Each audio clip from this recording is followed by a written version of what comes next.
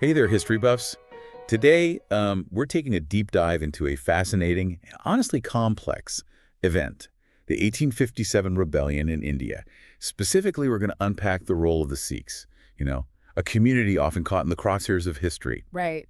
Our guide for this journey, Harkirpal Singh Sara's thesis, Sikhs and the Rebellion of 1857. Get ready, because this isn't just about battles and dates. We're uncovering motivations, power plays, the lasting impact of choices made in the heat of rebellion. Absolutely. This deep dive takes us beyond a single event to explore the intricate web of relationships, political maneuvering, and even those economic factors that really shaped the Sikh experience during this pivotal period. Okay, so let's unpack this. To really grasp the Sikh stance in 1857, we need to rewind a bit. Paint us a picture of Punjab before the rebellion. Who were the Sikhs at this point? Imagine Punjab in the early 19th century, a region primarily populated by Jat peasantry, a predominantly agricultural community, really the backbone of Sikh society. But these weren't your passive farmers, though. The Sikhs, known for their warrior traditions, had overthrown the Mughal dynasty just decades before the British arrived on the scene.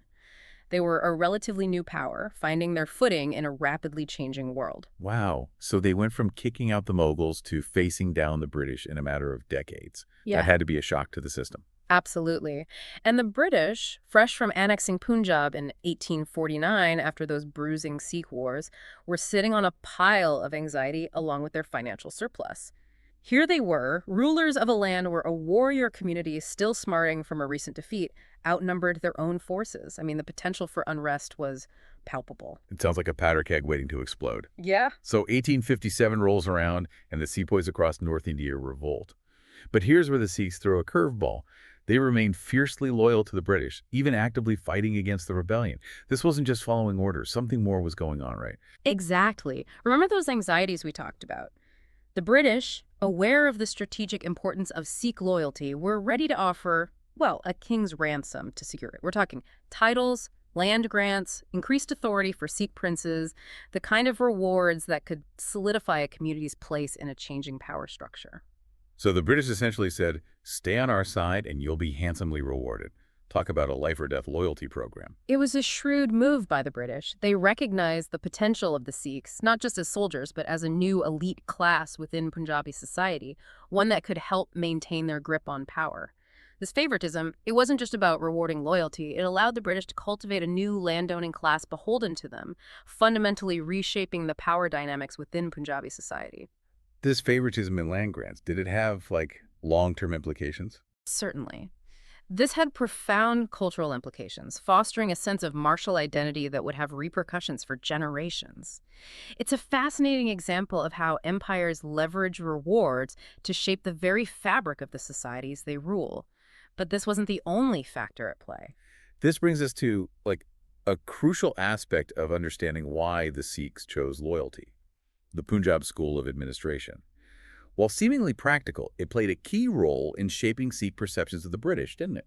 Precisely. This wasn't just about brute force. It was about administration, you see, about creating a system that, while serving British interests, also addressed some of the practical needs of the people they ruled. So who were the masterminds behind this Punjab school, and what was their, grand plan? Think of figures like John Lawrence and Henry Lawrence. These weren't your stereotypical out-of-touch administrators.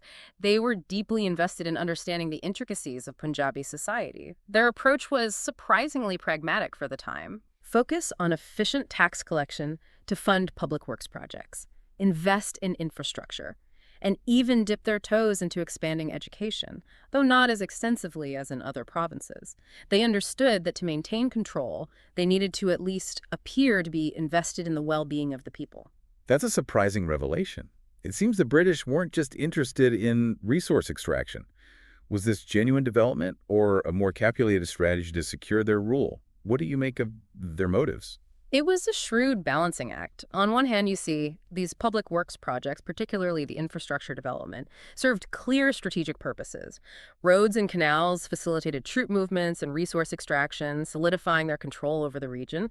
But on the other, these initiatives, they did bring some tangible benefits to the local population, even if those benefits were largely, a byproduct of imperial strategy. So less about altruism and more about a calculated approach to maintaining power.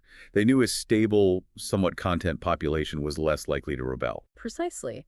And this calculated approach extended to their dealings with the different religious communities in Punjab. The British were adept at recognizing and often exploiting those existing fault lines, often favoring one community over another as a way of preventing a united front against their rule. Ah, the classic divide and conquer strategy. But how did this play out specifically in the context of Sikh loyalty during the 1857 rebellion? Were the rewards of staying loyal truly worth it for, like, the average Sikh? For many Sikhs, particularly those who served in the British Army, the rewards were tangible and transformative. Military service became a pathway to upward mobility, a way to gain recognition and improve their lot.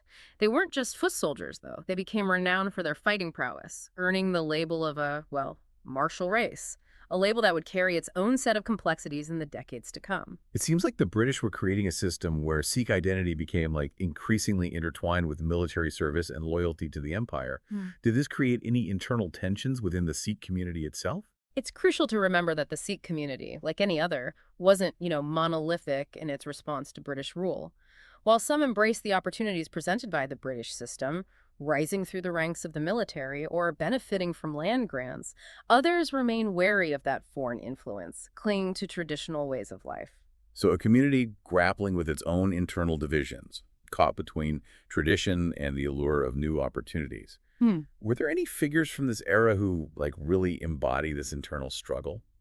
One figure who embodies the complexities of this era is John Lawrence, the chief commissioner of Punjab during the rebellion. Remember, we talked about the Punjab School of Administration.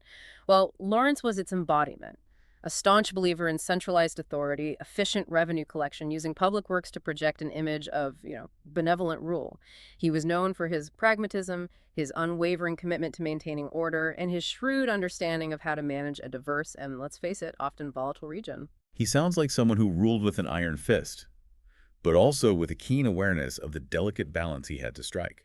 Exactly. And this balancing act, this constant negotiation between projecting strength and offering just enough to maintain loyalty, really characterized the British relationship with the Sikhs in the aftermath of the rebellion. It makes you wonder what would have happened if the British had adopted a different approach. What if, instead of relying on this strategy of, calculated rewards and carefully managed divisions, they had genuinely sought partnership and empowerment? Could they have fostered a more sustainable and equitable relationship with the Sikh community?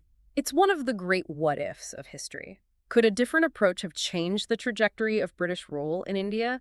It's impossible to say for sure. What we do know is that the events of 1857 and their aftermath, this complex interplay of loyalty, ambition, and imperial maneuvering, cast a long shadow on the relationship between the British and the Sikhs, the ramifications of which are still felt today. This deep dive has been an eye-opener. We've explored the motivations behind Sikh loyalty, the strategic brilliance of the British in leveraging this loyalty, and those internal struggles that bubble beneath the surface. It's a reminder that history isn't just about grand narratives. It's about the lives of real people, grappling with extraordinary circumstances, making choices that shape generations to come. But this is just one chapter in the story. What happened next? How did this alliance with the British, forged in the crucible of rebellion, shape the Sikh community in the long term? That's where it gets even more interesting. The 1857 rebellion might be over, but the story of the Sikhs in Punjab is far from finished. In fact, it's just beginning. We've talked about the strategic brilliance of the British, how they, played their cards right and secured that Sikh loyalty during a very, very volatile time. But did that underlying anxiety, that fear of the Sikhs' potential power, did that ever really go away? You've hit on a key point. You see, that anxiety, it became a constant hum in the background of, Anglo-Sikh relations. The British were acutely aware of the fine line they were walking, relying on Sikh manpower for their vast empire, while always guarding against, the possibility of that power turning against them. So it was a bit of a double-edged sword. They needed the Sikhs, but they couldn't quite bring themselves to, fully trust them. How did this play out in terms of actual policies? Think of it as a balancing act. The British implemented a series of measures designed to, I suppose, both utilize and control Sikh military prowess. Okay. They encouraged Sikh enlistment in the army, even creating, those elite regiments known for their bravery and loyalty. Yet at the same time, they limited Sikh access to certain types of weaponry ammunition, always wary of, well, the possibility of an armed uprising. A classic case of keep your friends close, but your potential enemies closer. Did this strategy of, like, controlled inclusion work? Did it achieve what the British intended? In the short term, yes. The British were able to maintain a relatively stable hold on Punjab, largely thanks to their alliance with the Sikhs. Sikh troops played a vital role in securing British interests, not just in India, but, across their global empire, from the battlefields of China to the plains of Africa. That's incredible. So the Sikhs went from a potential threat in their own backyard to the backbone of the British military machine. Precisely. But this reliance on Sikh military prowess, it had some, well, unintended consequences. It reinforced the perception of Sikhs as a martial race, a label that, while initially empowering, would later be used to justify discriminatory policies and, frankly, harmful stereotypes. It's a reminder that even, like, seemingly beneficial alliances can have their downsides, especially when those power dynamics are, let's face it, skewed. But what about the internal dynamics of the Sikh community?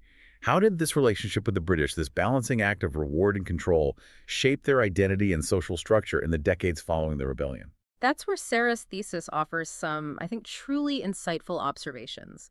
He argues that the influx of resources and opportunities that came with, British favoritism led to the emergence of new social hierarchies within Sikh society.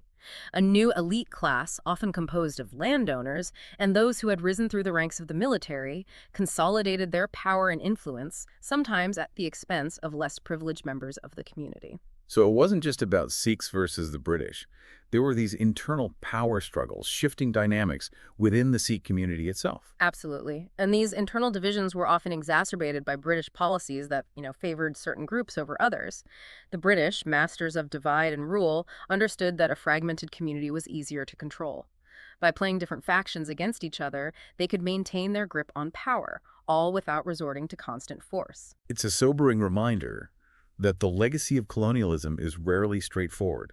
It's not just about one group imposing its will on another, it's about the subtle and often insidious ways in which those power dynamics reshape societies from within, creating, lasting inequalities and divisions. Precisely. And those divisions, those echoes of the choices made in the aftermath of the 1857 rebellion, they continue to reverberate today. Understanding this complex interplay of loyalty, ambition, and imperial maneuvering, well, it's essential if we want to grasp the complexities of, modern-day Punjab and the lasting impact of British rule in the region. We've covered a lot of ground in this deep dive. The precarious position of the Sikhs in, pre-rebellion Punjab, their calculated decision to side with the British, the rewards they reaped, and the long-term consequences of that alliance. But it's been fascinating, wouldn't you say? Absolutely. It's a story with so many layers. It really is. And for our listeners, as you delve further into the history of the 1857 rebellion and its aftermath, keep in mind those economic factors that Sara highlights. How did access to new resources and opportunities within the British system reshape Sikh identity and community dynamics in the decades that followed? It's fascinating stuff. Thanks for joining us for this deep dive. Until next time.